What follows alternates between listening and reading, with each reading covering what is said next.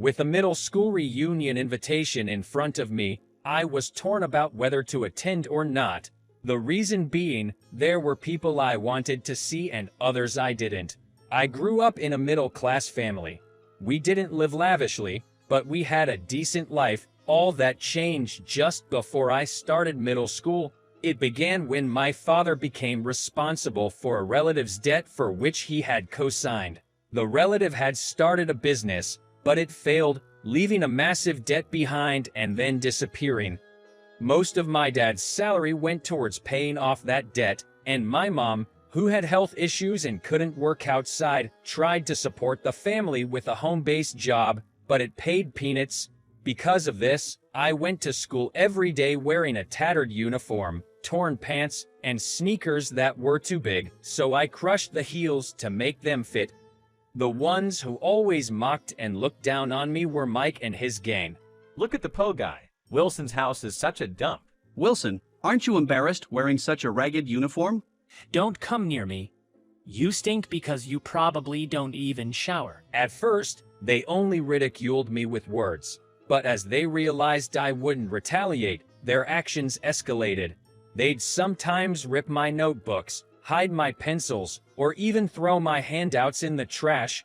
It wasn't my fault that my family was Poe, and my parents had always worked hard without doing anything wrong. Despite that, I lamented the unfairness of why I had to endure such mistreatment. No one in my class tried to help me.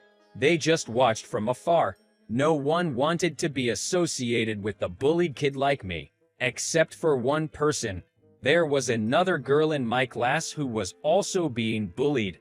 However, it wasn't because she was Poe. Ashley had pigtails, long bangs, wore glasses, and gave off square impression.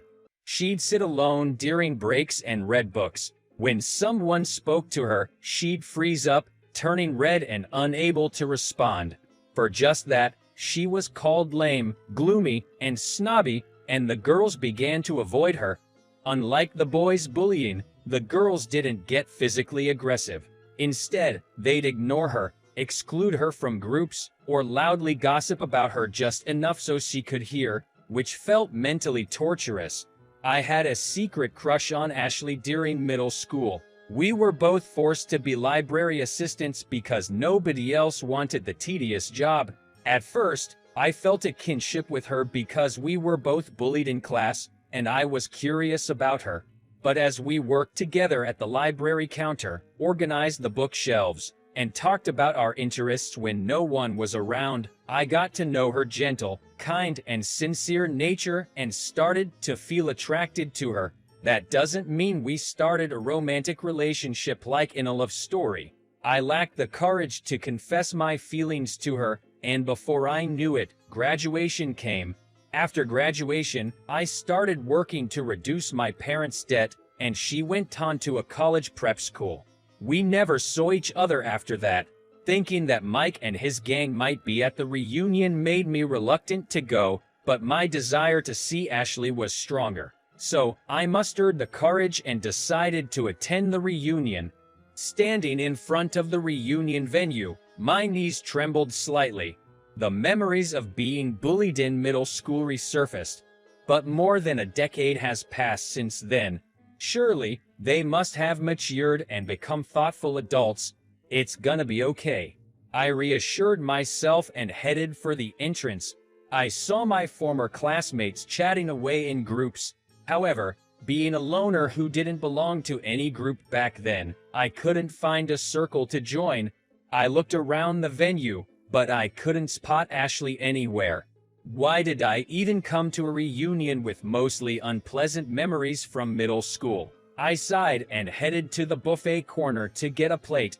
I thought I'd eat and drink for a bit and then leave early. As I loaded my plate and was deciding where to eat, I suddenly heard a voice from behind. Hey, isn't that Wilson? Long time no see. Been keeping well. Mike and his gang smiled at me, genuinely pleased. It was as if they had never bullied me, talking to me as if we were close friends. I felt a mix of surprise and unease. Well, so. As I responded, Mike wrapped his arm around my shoulder. Hey, it's been ages since we met. Let's have a toast. If they're trying to forget about the bullying, should I let bygones be bygones too? Indeed, it doesn't do any good to dwell on the past. Perhaps it's time to build a new relationship with them. I decided to change my mindset and managed a forced smile. Yeah, sure. Upon hearing my reply, Mike immediately flagged down a waiter and ordered some red wine. While waiting, the conversation revolved around our recent lives. Mike proudly mentioned that he's now working at a prestigious company after graduating from college. The other two also mentioned that they are in sales or office jobs. So, what have you been up to, Wilson? Mike casually asked, and I hesitated before replying. I've been working at the factory ever since I graduated from high school. Mike and his friends exclaimed, seriously, that's impressive. Just then, the waiter brought the red wine. Well, a toast to our hard-working Wilson. As Mike received the wine, without hesitation, he poured the entire bottle over my head. What? I was dumbfounded, and Mike and his friends burst out laughing.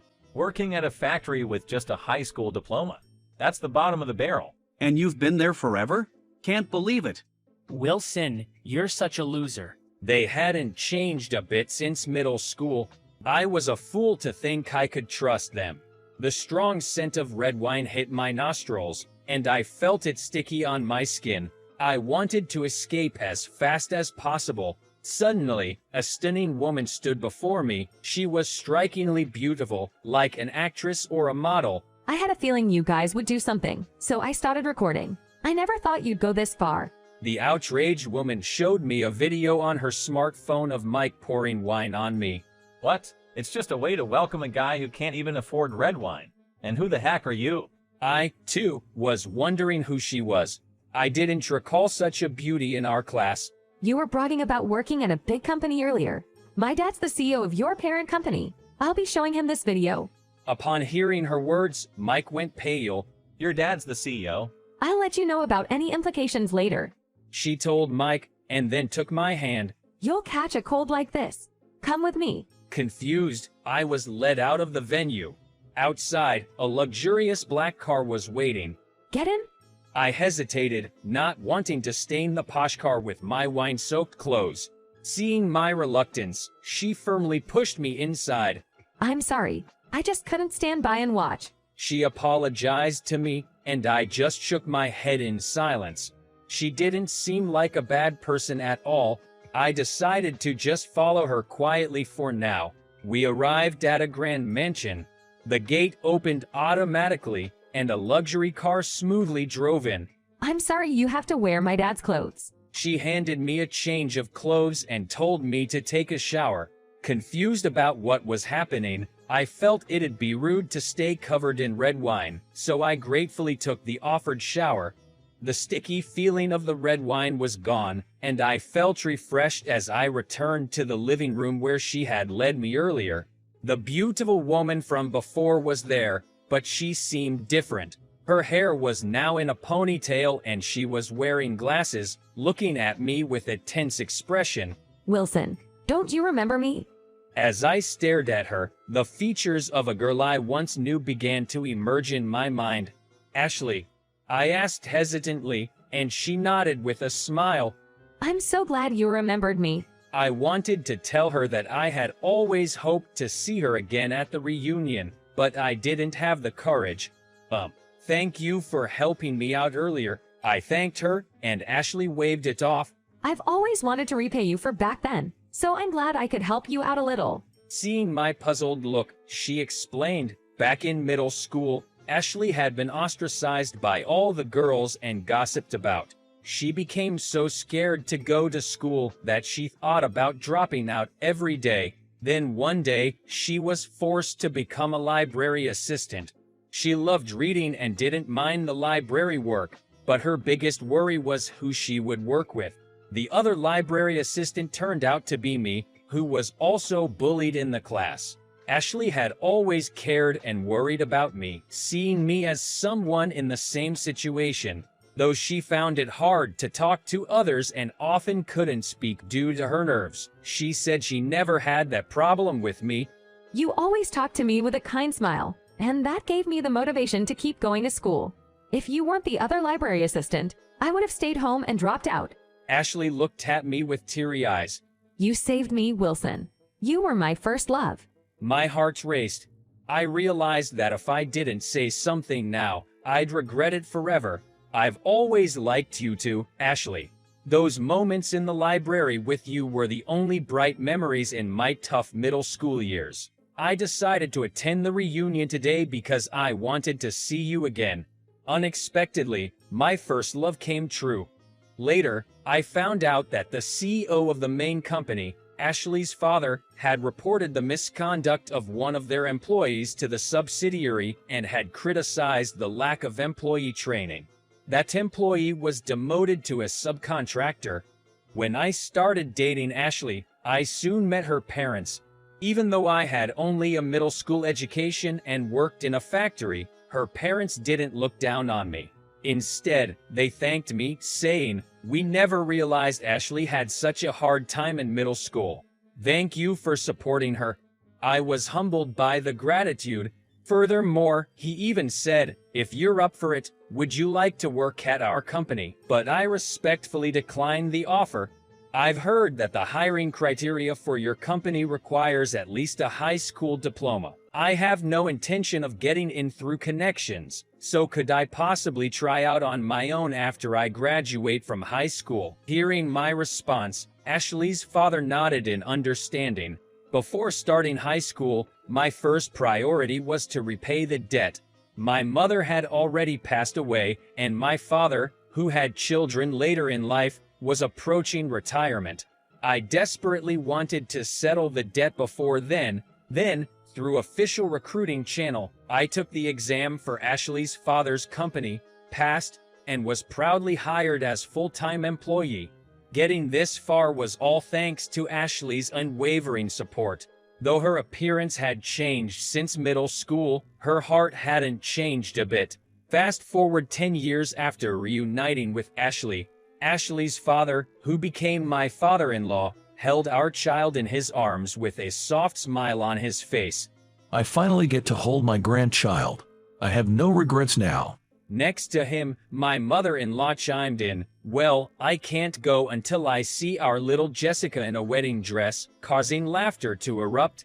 The day after Jessica was born, my father passed away, looking content. If I hadn't attended that reunion that day, I might never reconnected with Ashley, felt such overwhelming happiness, or been able to show my dad his grandchild. My dad faced so many hardships in his life. I hope I made him proud at least a bit. With these thoughts, I gazed at my daughter, peacefully sleeping in her grandfather's arms.